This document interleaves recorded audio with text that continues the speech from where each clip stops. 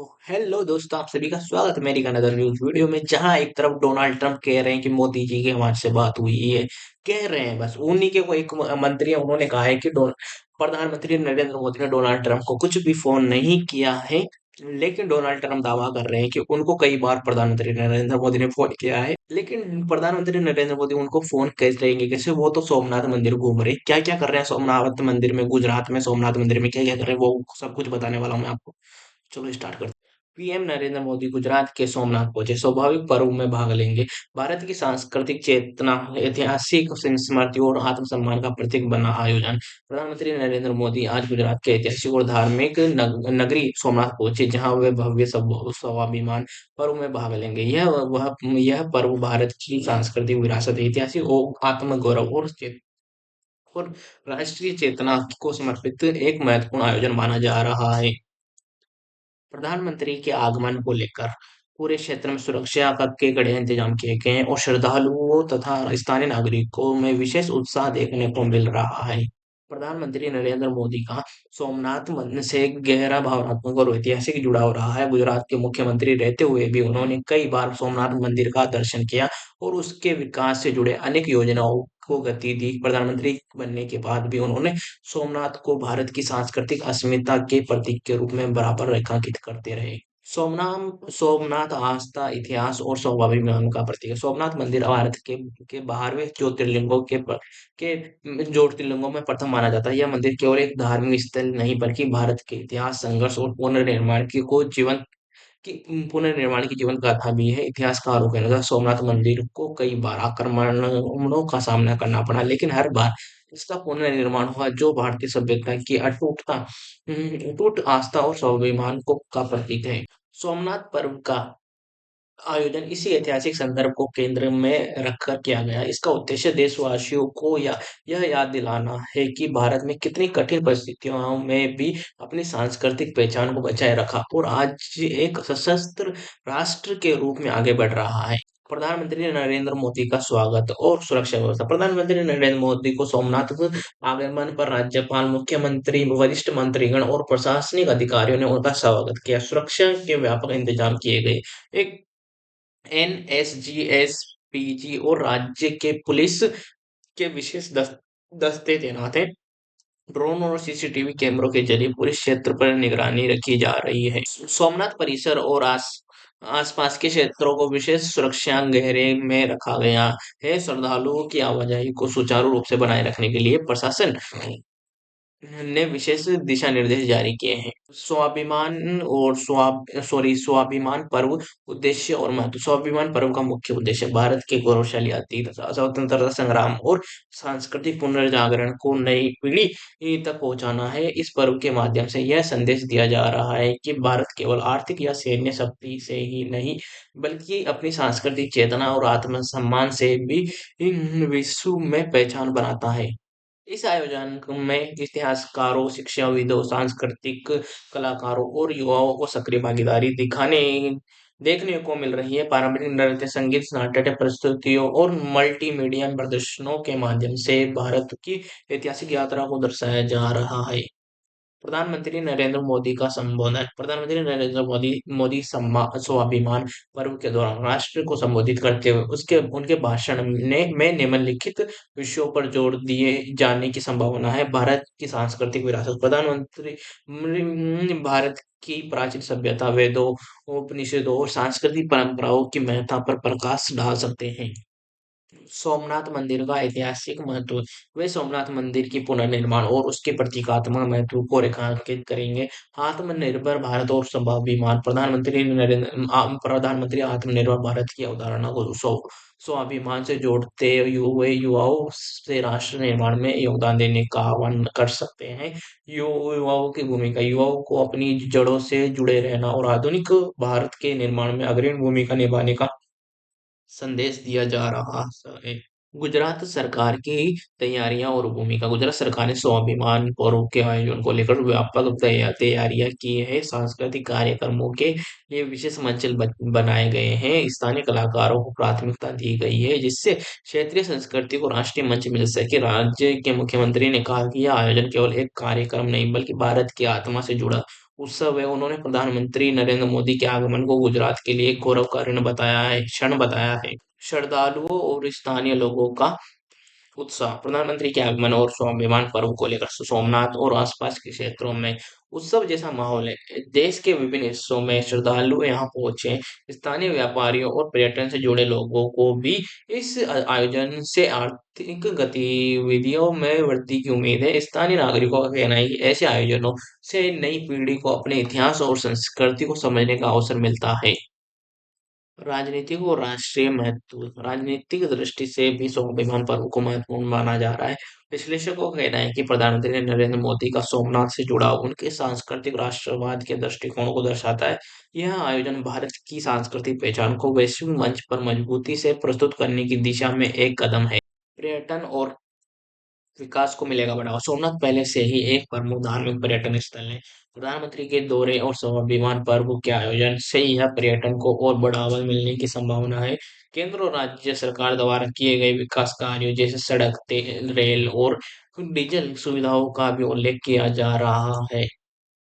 प्रधानमंत्री नरेंद्र मोदी का सोमनाथ आगमन और स्वाभिमान पर्व में भाग लेना केवल एक औपचारिक कार्यक्रम नहीं बल्कि भारत की सांस्कृतिक चेतना, ऐतिहासिक स्मृति और राष्ट्रीय स्वाभिमान का उत्सव है। यह आयोजन देशवासियों को अपने गौरवशाली अतीत से जोड़ते हुए भविष्य की ओर आत्मविश्वास के साथ बढ़ाने की प्रेरणा देता है। सोमनाथ की धरती से दिया गया यह संदेश न केवल गुजरात बल्कि पूरे देश के लिए महत्वपूर्ण माना जा रहा है कि भारत अपनी जड़ों से जुड़कर ही विश्व में एक सशक्त और सम्मानित राष्ट्र बन सकता है। प्रधानमंत्री नरेंद्र मोदी के सोमनाथ आगमन में आज सुबह प्रधानमंत्री नरेंद्र मोदी विशेष विमान से गुजरात पहुंचे। सोमनाथ हवाई अड्डे पर उनका भव्य स्वागत किया गया।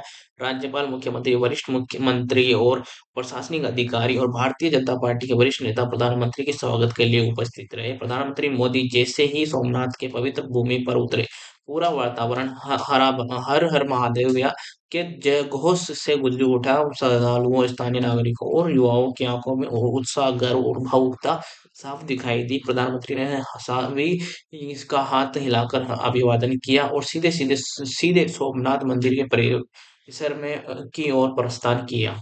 सोमनाथ मंदिर में दर्शन और पूजा प्रधानमंत्री नरेंद्र मोदी ने सबसे पहले भगवान सोमनाथ के दर्शन किए। उन्होंने विविध पूजा अर्चना की और देश की समृद्धि, शांति और एकता के लिए प्रार्थना की। प्रधानमंत्री ने मंदिर परिसर में कुछ समय मौन साधना में बिताया। यह दृश्य केवल धार्मिक नहीं था, यह एक गहरे ऐतिहासिक और भावनात्मक अर्थ से भरा क्षण था। क्योंकि सोमनाथ केवल एक मंदिर ही नहीं, यह भारत के आत्मसम्मान की जीवंत कथा है।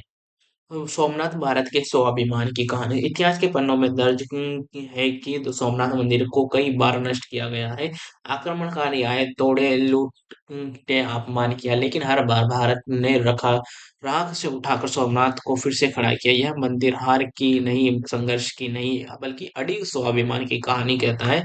इसी भावना को केंद्र में रखकर स्वाभिमान पर्व का भी आयोजन किया गया है। स्वाभिमान पर्व अब आयोजन का उद्देश्य स्वाभिमान पर्व का मूल उद्देश्य भारत के गौरवशाली अतीत को याद करना, ऐतिहासिक अन्याय को समझना और भविष्य के लिए आत्मविश्वास में से भरा राष्ट्र तैयार करना। यह पर्व किसी एक धर्म, किसी एक वर्ग या किसी एक विचारधारा तक सीमित नहीं है। एक यह भारत के की उस सामूहिक चेतना का उत्सव है जो कहती है हम टूट सकते हैं लेकिन झुक नहीं सकते।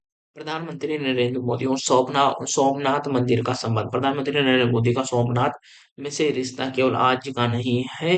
वे जब वे गुजरात के मुख्यमंत्री थे तब भी वे कई बार सोमनाथ आए। उन्होंने मंदिर के क्षेत्र के विकास, तीर्थ यात्राओं की सुविधाओं और विरासत संरक्षण को प्राथमिकता दी। प्रधानमंत्री बनने के बाद भी उन्होंने बार बार कहा सोमनाथ केवल आस्था का केंद्र नहीं बल्कि यह भारत के स्वाभिमान का प्रतीक है। आज स्वाभिमान पर्व में उनकी उपस्थिति इसी विचार की पुष्टि करती है। प्रधानमंत्री नरेंद्र मोदी का रिश्ता केवल जब वे गुजरात के प्रधानमंत्री थे तब भी वे कई बार सोमनाथ आए। उन्होंने मंदिर क्षेत्र के विकास, तीर्थ यात्रा की सुविधाओं और विरासत संरक्षण को प्राथमिकता दी।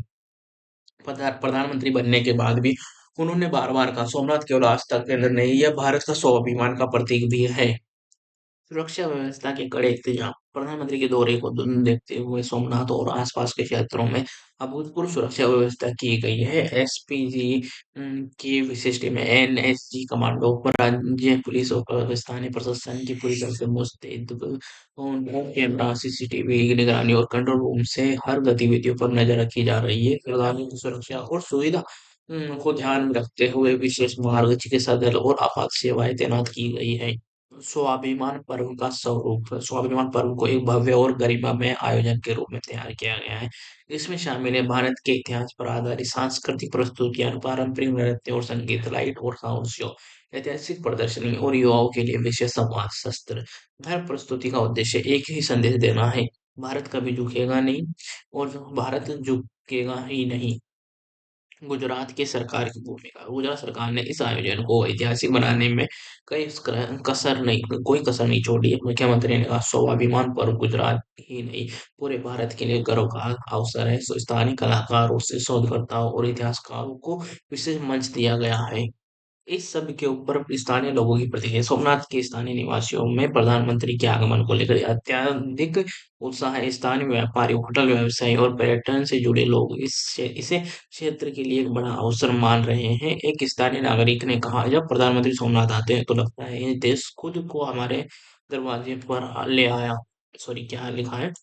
देश खुद हमारे दरवाजे पर आया हो। राजनीतिक और राष्ट्रीय संदेश राजनीतिक विश्लेषकों का मानना है कि स्वाभिमान पर्व केवल सांस्कृतिक कार्यक्रम नहीं है, यह एक स्पष्ट राष्ट्रीय संदेश भी है। अपनी जड़ों को पहचाना, अपने इतिहास को स्वीकार करना और आत्मविश्वास के साथ आगे बढ़ो। हाँ, प्रधानमंत्री का यह दौरा उनकी उस सोच को दर्शाता है जिसमें विकास और विरासत एक दूसरे के पूरक हैं। स्वाभिमान पर्व के दौरान प्रधानमंत्री नरेंद्र मोदी को देश को संबोधित करेंगे। उनके भाषण में आत्मनिर्भर भारत और सांस्कृतिक राष्ट्रवाद, युवाओं की भूमिका और भारत के भविष्य की दिशा जैसे विषयों पर विशेष जोर की देने की संभावना है।